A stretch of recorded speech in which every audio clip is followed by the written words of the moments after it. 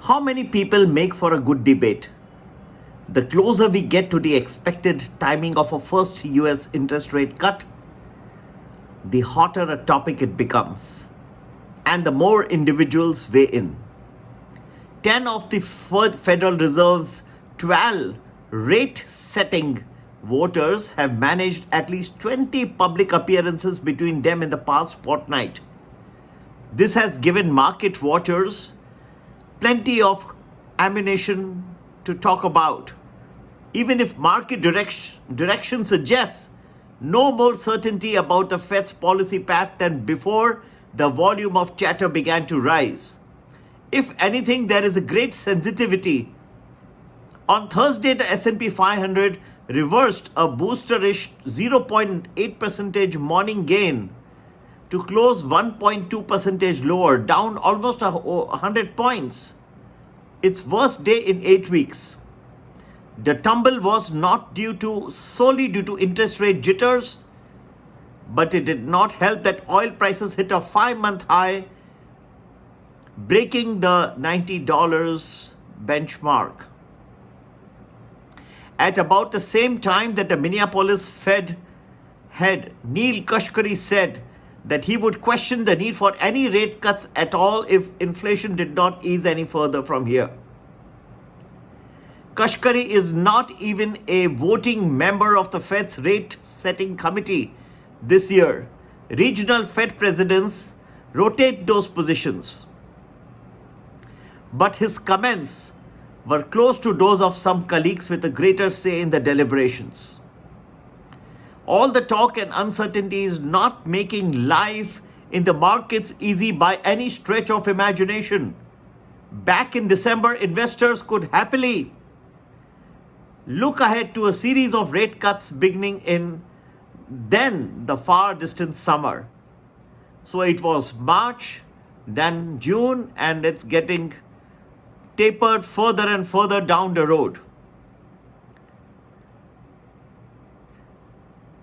At that point, the scale of the monetary easing, whether the 6 cuts of a quarter percentage point priced in by investors or the 3 then and commonly projected by the Fed, mattered less because momentum was based on general relief that rates had peaked. Now the precise timing and scale of any easing have become much more important. So we have a rather difficult situation, friends. And from the Fed speakers, the range of comments in the past 2 weeks have been roughly bookended. On the hawkish side by Atlanta Fed President Raphael Bostic and Fed Governor Christopher Waller. And on the more moderate side by the Cleveland Fed President Loretta Mesta, who has a reputation as a hawk, but who this week did not rule out a June rate cut. Bostic, typically considered more dovish, told CNBC that he thought it more appropriate to consider cutting rates towards the end of the year, while Waller, one of the most influential rate setters, said last week that a Federal Reserve should be in no rush to ease policy. Christopher Waller's words are words of wisdom and well regarded in the US Federal Reserve. Sitting in the middle along with many hapless investors lies the Fed Chairman Jeremy Powell, who said this week that the Fed's inflation battle was not done or far from done, and that the central bank had time to wait for fresh economic data. He's right, but it does not make investor decisions any easier either. Fed funds futures implies 2 quarter point cuts by the year end. 2 quarter points cut by the year end, with a still fair chance of this and a third. But that is best thought of as the median of a far broader range of market thinking. I repeat, it's a median of a far broader range of market thinking at this point of time. Citigroup's economists, for example, have been forecasting 5 quarter point rate cuts while economists from Vanguard reckon that the Fed could see out 2024 with no change. And you have Andrew Hollenhurst, economist at Citi, saying that our base case scenario for this year includes a significant rise in the unemployment rate and 2 quarters of negative growth.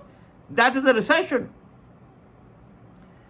He says that according to him, the weaker activity will have the Fed cutting rates a quarter point at every meeting starting in June. And then you have Vanguard's Quan Wang.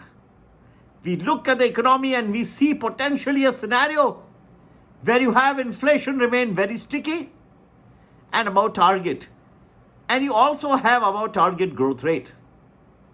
In this case, we don't think that the US Federal Reserve can claim mission accomplished.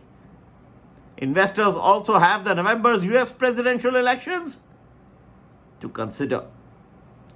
Ask Fed officials and they said that politics do not play a role.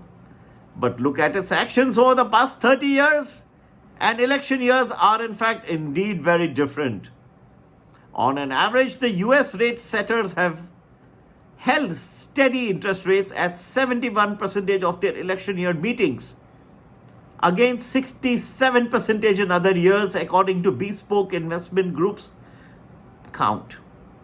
Narrow it to the more politically charged period between May and November, as we are about to enter into. And that rises to 81% versus 65%. In the presidential election years, the Fed has cut rates at just 3% of its meetings over those months, compared with 14% in other years. As the pages of the calendar turn, it raises the question that will the rate cuts that keep getting pushed further out on the horizon ever arrive, or this is just going to be 1 month after another, after another, after another. Bumper jobs figures released in the United States on Friday with an unemployment rate of 3.8% only added to the risk that those expected swift and deep action from the US Federal Reserve may be disappointed. Powell set markets on the uncertain path last August when he described the Fed as navigating by the stars in the cloudy skies. That metaphor holds good even today. Investors have shown a lot of weight so far in its ability to chart the best course. But to mix travel metaphors, the rubber is getting closer to hitting the road. If the US Federal Reserve is not clearer up soon about its direction, and the data may not allow it to be, considering the inflation remains sticky as never before, and considering the oil prices zooming consistently, and with so much of geopolitical crisis all around, the latest on the sleeve is the Iran threat to attack Israel as a retaliation for the Israeli attack on the Iranian diplomatic mission in Damascus, Syria, and America being put on notice. So you can't expect the oil prices to go down in such a scenario and the geopolitical tensions that are escalating by the day. If the Fed is not clearer soon about its direction, which seems to be the case today, and the data may not permit it to be, then this year's stock market rally could soon begin to lose its way.